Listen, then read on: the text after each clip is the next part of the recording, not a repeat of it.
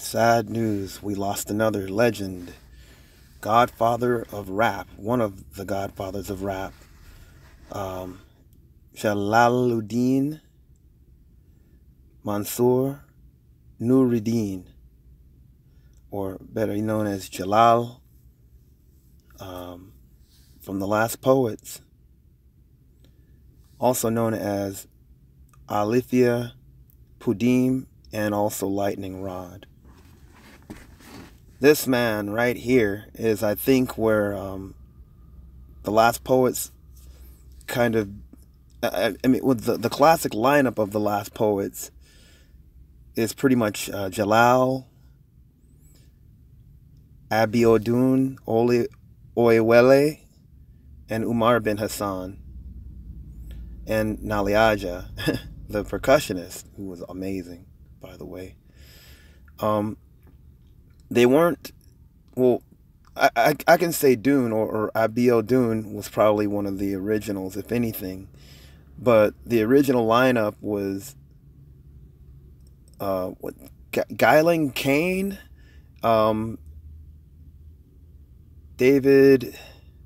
How could I forget David's last name? Oh my goodness. That's so bad. How could I forget his last name? David Nelson. Yes, that's his name. Guyling Kane and Abiodun Oyewele. And then Felipe Luciano, the guy that went on to form the Puerto Rican activist group, the Young Lords. He was in that group for a while. Yes. And then he left, and then Jalal replaced him, from what I understand. And the thing about Jalal's style, and on the album, he's known also as Althea Pudim, but that, like the first Last Poets album, from what I understand, that he was on, his style is a trip because, like, you had, I mean, just the classic lineup I'm mentioning, Dune or Abiodun Oyewele, like his style was really, I guess you can say, like, very aggressive and just kind of like, it's like a punching style. Like you could not, like his voice would, Abiodun's voice would shake anybody out of a tree, man. Just really, man, just strong voice. And Umar, it was almost like he was like there, I mean, very present, and just, I remember writing something about him. It's like he's actually throwing the jabs, man, as Abiodun's throwing the punches, but like taking you through leaps and bounds as well. And then you have Jalal. Jalal's voice was there, but almost kind of, he was even more so a rhymer than those two cats, man. Like, it was like he had this kind of, I don't want to say laid back, but I will say more laid back in a sense, like, because, and even reading about, like, how their influences definitely came from more the beat poets thing, and also the black arts movement, with people like Amiri Baraka, who was also Leroy Jones, who also, I mean, he was a beat poet and the first of those to come out and just say, hey, I'm not going to be just doing some, like, thing about, all this Dadaist type stuff. I want to do something for my people with my art. But he was like a beat poet. He was from that whole scene, and he came out and just kind of, or I won't say kind of, he did, like, pretty much do, things that were related to black struggle, and you got cats like him, I mean, influencing Dune and Hassan and all that, but then you have this cat like Jalal, and not to take the focus off of him, I'm just trying to just give you guys a little brush of it.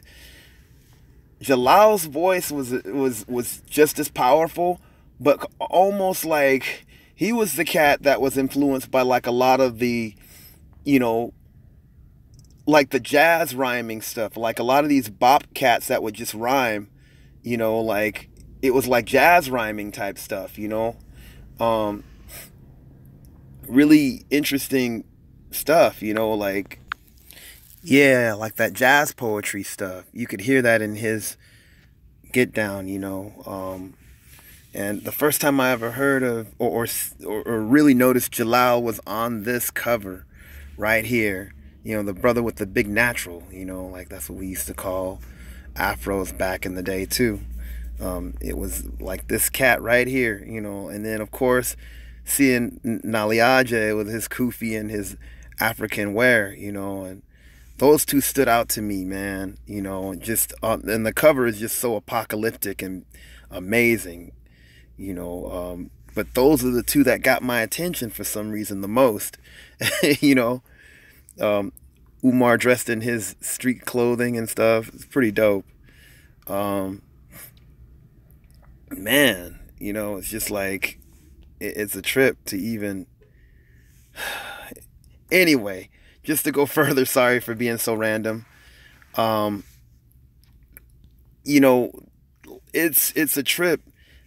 His style, like he had that that jazz poetry style, so he was rhyming the most out of all of them. You know, like I mean, but it's just so like you get it's when you listen to the last poets, you can't just it's just like you have to listen to them because they not only have the words, but they also have just the cadences that they speak in, and just everything's hitting you all at once. It's a beautiful thing, but you're feeling what they're saying, especially me being of African descent in America, like you're feeling a lot of that. And, my parents, this is like my parents definitely, it was, I guess you could say their era, but I got even more into them like in the early 90s, because a lot of the stuff that they were saying was even relevant to now, but bringing it back to Jalal, he did the Last Poets thing, but he also did this side project that he went by Lightning Rod. Yeah, he did this solo thing, man, and it was just hella functified, called the Hustlers Ball, and he did that or Hustlers Convention, I'm sorry, y'all. He did that under the pseudonym of Lightning Rod. I guess to sort of like take, he wanted to kind of like, I guess, do something totally different than what he was doing with the Last Poets. And it was definitely more street, kind of almost like a poetic version of something like an Iceberg Slim, or a poetic version of something like a Donald Goins, like, it's just real, like, you got to check out that album. And it's funny because I had heard that stuff before, but I never thought that it was him. I didn't know it was him, because I'd heard it's different from the Last Poets. Definitely on some Superfly type, hustler type stuff, man.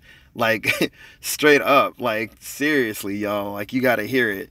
And he's doing the whole rhyme thing, like, and just kind of, just like, it's real gangsterish, really just fly. Like, this is back, I think that album came out in either 73 or 74. Y'all can look it up. It's pretty cool, man. And he was rapping then. I mean, this is like the godfather of rap. Him and the Last Poets are considered godfathers of rap, along with Gil Scott-Heron and the Watts Prophets, here out on the West Coast where I live, But Jalal, man, he had that little swagger on that whole album. It's like you could get an image of some cat walking to the stuff that he was like, spitting, or him doing that himself, man, like just all, suited and booted and just doing all that. He did some collaborations also with Jimi Hendrix. One of them is on the Last Poets on a Last Poets album that I think it was on This Is Madness, come to think of it, you know. And I also think that he did, like, he did, well, I don't think, I know. He did some kind of collab with Buddy Miles and Jimmy on that Doriella Fontaine. I don't know if that was actually recorded later, just taking Jimmy's guitar tracks, but they were all friends. Like, Jimmy loved the Last Poets, and they loved Jimi Hendrix.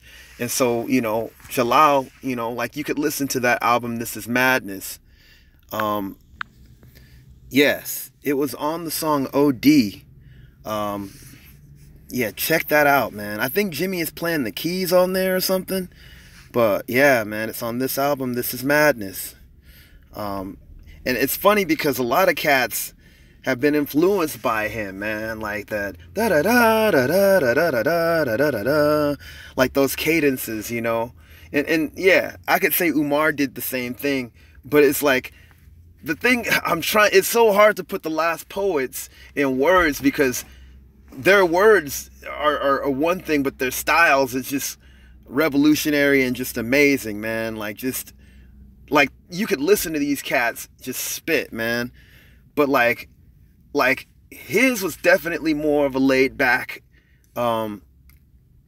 way of rocking it, you know, like rocking the poetry style, you know, versus Abiodun and Umar.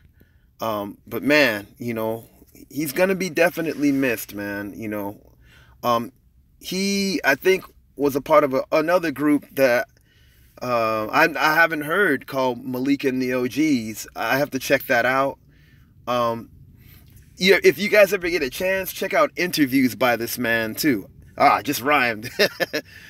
Dude, it's like when you hear interviews by him, he's really to the point, and a lot of times he'll rhyme on point, dude. It's the most amazing thing, man. He's like, it's just, his interviews make you even want to listen to him, you know, like like, dude, man, you know.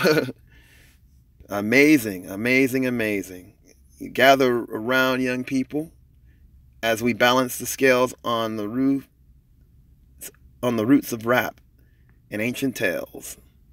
I'm gonna try to read it like him. Gather around, young people, as we balance the scales on the roots of raps and the ancient tales.